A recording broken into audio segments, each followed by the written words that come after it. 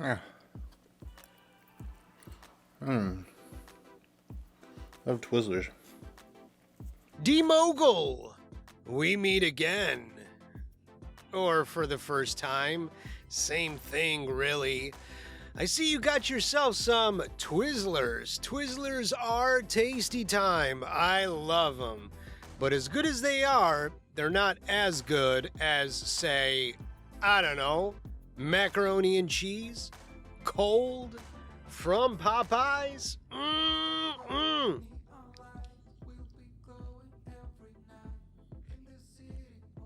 That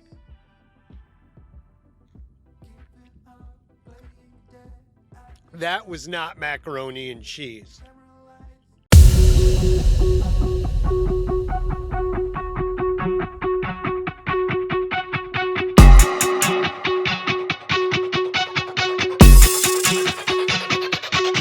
What's up, Roscoe?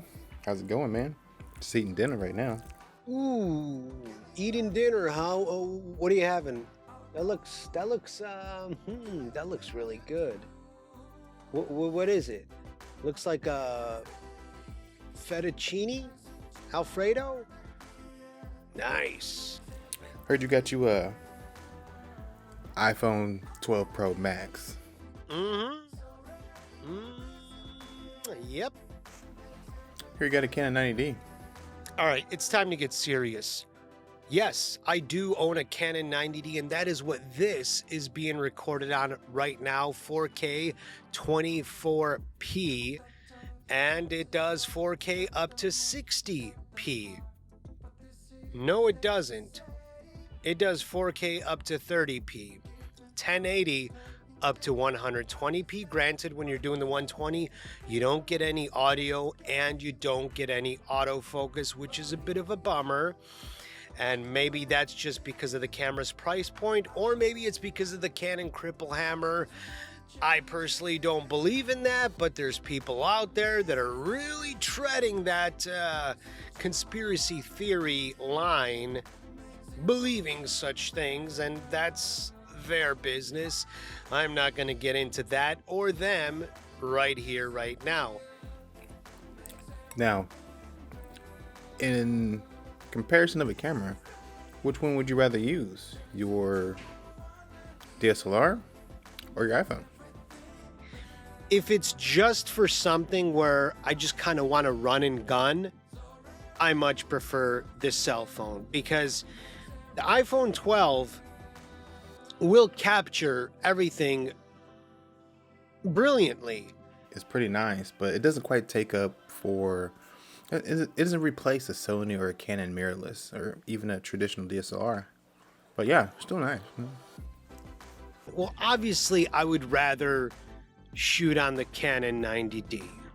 Obviously, that goes without saying. Unfortunately, even if you take a T8i, or let's do an SL3, which is nice, small, compact, even with an SL3, it's a bit chonky. Like myself. I have the Canon EOS R6 right now is what I'm using, and it has a 20 megapixel sensor. It has 4K recording and 60 frames per second, 4K 24, shoots 1080p and 120 frames per second. And can iPhone 12 Pro Max do that? Well, Dmogul, I'm glad you asked, because as a matter of fact, the iPhone 12 Pro Max can do that. It can shoot 1080 up to 240 frames per second. Oh, it can film in 4K 60 and 1080p 120, 1080p 240 frames per second too. Oh well, If you put the video side by side, even if you record with the iPhone 12 Pro Max in 1080, 120, is it going to look as good as the R6? No, it's not. But let's think about this. Is it so much the quality, like the physical quality of what you're watching versus the substance, the quality of the substance of what you're watching. I mean, sure, the R6, of course, the quality, the physical quality is going to be better than the iPhone 12. However, once again, back to my old point, you have Steven Spielberg shoot something with the iPhone 12, and I'm going to shoot something with the R6. Now, while my picture quality might be better, the substance, not so much. What else can this device do? What am I missing here? Well, it can do a lot of different things. And I think we should specify this isn't only about the iPhone 12 Pro, because I don't want to get the Android people in here all butthurt as they usually get. Just a moment. Okay, you can continue. You were saying? Because the S21 Samsung is also a brilliant phone. And this phone, just like any modern smartphone, can do a whole lot. It can...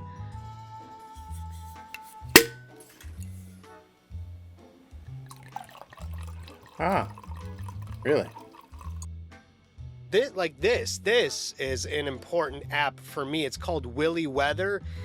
Don't take that the wrong way. It's got nothing to do with willies, but it tells you wind speeds and how high they're gusting and this and that. That's important for me to know as a trucker, right? So it can do all that, huh?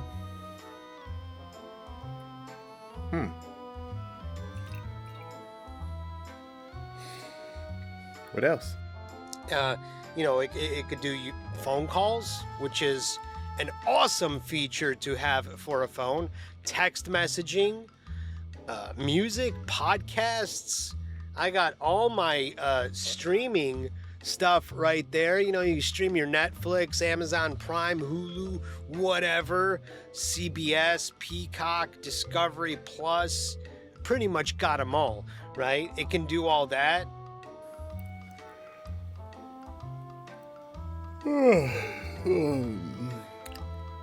Well, yeah, go ahead. I'm still listening. I just need a little coffee. That's all. Continue. I mean, like any modern smartphone, it's got... All right, think about, back in the day, when you had to have 50 million different devices to do different things.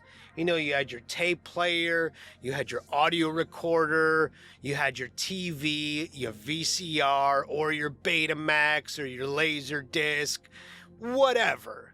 This is all of that in one device, plus you can make videos, you can take pictures. Whereas with the Canon, I can't make phone calls with my 90D. I wish I could. Imagine walking down the street holding a Canon 90D to the side of your head and be like, yeah, I'll be home in 5 minutes, when you know it's going to be at least 15.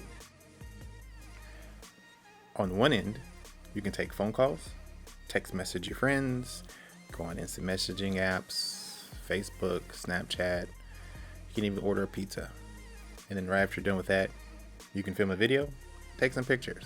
I get it. It's very versatile. But does it have IBIS? IBIS?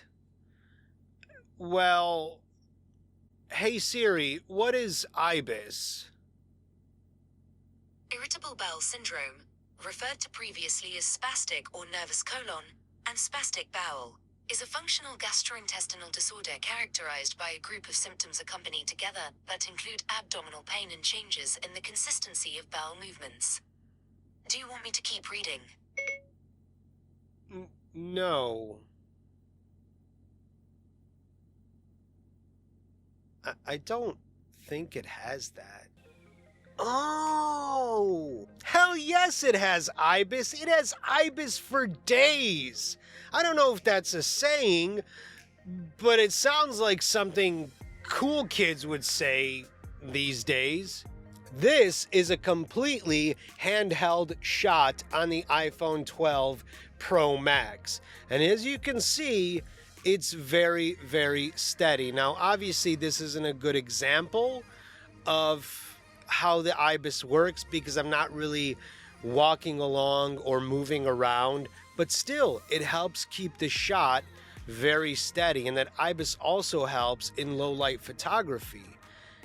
It does have IBIS and it works great. I remember on the older iPhones trying to take a video while you're walking. It's shaky, it's jerky, it's janky, but the iPhone 12 takes away a lot of that mess. So you mean to tell me that the iPhone 12 Pro Max films in 4K 60, 1080p, 120, and 240 frames per second for slow motion and has IBIS? Bruh. And it allows you to film with constant frame rates, adjusting your own shutter speed, adjusting your frames, adjusting your ISO, all that apps like ProTake and Filmic Pro allow you to do, as well as film in Log C. Check this out. This is me filming on the ProTake app with the iPhone 12 Pro in Log C, just like your fancy Canon R6. You know, that reminds me of something that my grandma used to say. Boom! In your face, I'm impressed. Yep. I'm definitely very impressed. This is a really awesome device. If you're going to be pixel peeping, it's not you're going to be able to tell a difference. Okay? I'll give you that. You put a 4K image shot on the iPhone. On the phone, it looks fantastic. You put it on a 4K TV, not so much. Whereas filmed on a mirrorless or SLR, it's going to look fantastic. A lot of what makes the images look good on modern cell phones, such as the iPhone 12, is computer learning. It's trying to take that small sensor and create something out of it that's going to mimic, a full frame or a Super 35 or even an APS-C. In the right hands, a person can do some brilliant things with a cell phone. I mean, if you can't make a brilliant movie with a cell phone, you're not going to be able to do it with whatever camera you have in your hands. And ultimately, I think that's what it boils down to. Not so much about the hardware, but the person that is using it. Not to throw dirt on anybody who films with a phone, because I film with my iPhone 11 Pro Max, and a lot of occasions I have the Polar Pro Light Chaser Pro case with the 3 to 5 stop variable ND filter on it, and I use the Filmic Pro app on occasion, but most of the time I'm using the ProTake app, and the ProTake app is amazing because it has the ability to set your settings appropriately so that you can get the right exposure, and with using the variable ND filter, I can take it outside and I have to worry about changing my shutter speed or shutter angle, and I can still get the kind of exposure I'm looking for, and maybe match it closely to if I'm using a DSLR and I just need a second shooter, I can use it as a second shooter. But if that is all I have something to use rather than having nothing. So still, great device. Both these devices are good. iPhone 11 Pro Max, iPhone 12 Pro Max, Canon EOS R6, Canon 90D, and more cameras to come in the future. That's all I have for today, bruh.